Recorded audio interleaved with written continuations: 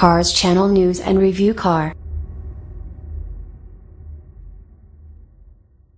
Ford Mustang, 2016, first drive review. 1. It's an icon, it's unforgettable, and now, for the first time ever, it's available in the UK with a right-hand drive layout. I've wanted to drive one for years, and recently I got the chance, with one caveat. There isn't a fire-breathing, lapse-carrying 5-liter V8 under the hood of this particular road warrior. Instead, it's rocking the same 2.3-liter engine you'll find in the Focus RS Hyper hatch.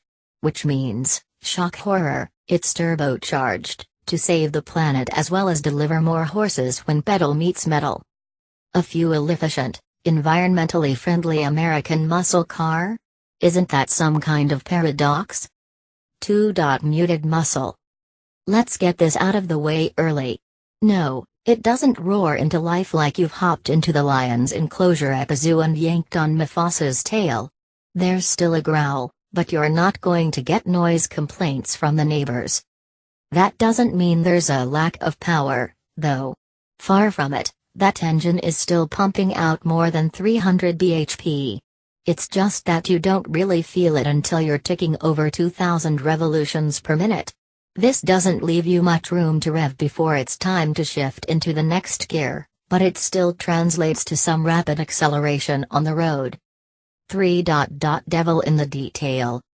It's great to see Ford taking inspiration from the classic 60s and 70s Mustangs again. There's no mistaking that bolting horse logo, angry front face and angular rear windows for anything other than true American muscle.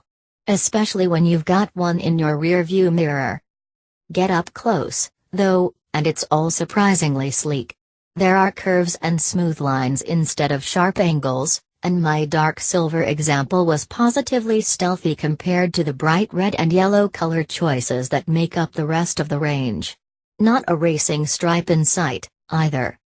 You still get aggressive front and rear diffusers, an imposingly long bonnet complete with bulge, even if the EcoBoost engine doesn't need it, and twin exhausts, which put out a reassuringly aggressive note when you put your foot down.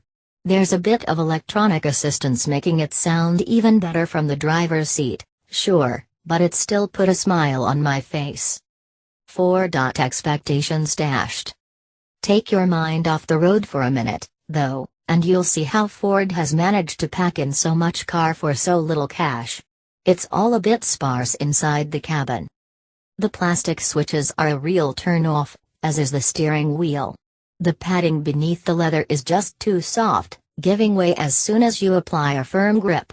It's jam-packed with buttons, too. Some are useful, sure, but others could have been shifted to the center console. It's another reminder you're not actually in Steve McQueen's '68 Stang, but actually a 21st century evolution of one. After a few hours of stop-start motorway queuing, thanks, M25, I really started hating where Ford has stuck the gear stick, handbrake combo, too. You've got to reach right over to grab the handbrake, and the gear stick could have been just that little bit higher. Ditch the cup holders, Ford. I'd rather shift faster than have a big gulp within arm's reach. Electrically adjustable seats are a bonus, but you're going to have to learn where that enormous bonnet ends before you'll be able to park with confidence. There's no way to see over it, even if you spend 20 minutes trying every available driving position. The reverse parking camera is optional, but really, don't skimp out on it. 5. Out of sync. I'm going to contradict myself a little bit here, but bear with me. Packing the Mustang full of 21st century tech would go against pretty much everything the muscle car stands for, and yet it still feels like something's missing when you start playing with the infotainment system.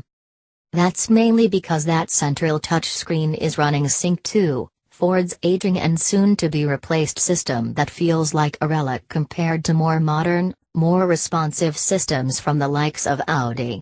Ironically apt for a car like this, but frustrating to use. 6. Ford Mustang 2.3 liters EcoBoost verdict. When is a muscle car not a muscle car? When there's not a hulking 5 liters V8 motor under the bonnet, but a 2.3 liters turbocharged EcoBoost engine instead. That's the Mustang in a nutshell, really. It's ultimately a compromise with the EcoBoost engine on board. Interior quality is no better than what you'll find in a Fiesta or Focus. The infotainment system is desperately in need of an update. Seriously, Sync 3 can arrive soon enough, and you'll never be able to pull up to a traffic light again without wannabe Van Diesels trying to race you in their pimped-out Citroën Saxos. 7. You also can't appreciate how tight some of London's roads are until you've driven one of these downside streets filled with double-parked cars, while a double-decker bus barrels towards you in the other direction. Why am I prepared to forgive a few of these discretions, then? For a very competitive price, you've got something that's almost as quick as the V8, with the exact same head-turning styling, but with fuel economy and a tax bracket that won't require a second mortgage to keep on the road. There's something special about driving a Mustang, and there's no denying the grin plastered on my face whenever I got behind the wheel. It's more skimmed milk than full fat, but, in the end, calcium is calcium, right?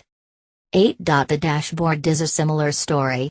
The tiny screen covers the basics, but you're not going to use the G-force measuring, lap counting track apps for your daily commute, and it doesn't display useful things like driving directions or local speed limits. The way everything lights up blue at night is divisive, too. Some people will love it, but I'm not a fan. It all feels a bit too fast and furious. You can change the ambient lighting in the footwells, doorwells and center console to other colors, but then they won't match the dash. 9. Electrically adjustable seats are a bonus, but you're going to have to learn where that enormous bonnet ends before you'll be able to park with confidence. There's no way to see over it, even if you spend 20 minutes trying every available driving position. The reverse parking camera is optional, but really, don't skimp out on it. Some extra attention to materials would have made all the difference, but as it stands everything feels just a little too cheap. 10. And the illuminated Mustang logos that beam out of the door sills when you unlock the car at night? Brilliant. Or tacky? I can't decide. There are other, more practical things to think about, though. The lack of a rear windscreen wiper might be fine in sun-drenched California, but it's hardly ideal in rain-soaked Romford.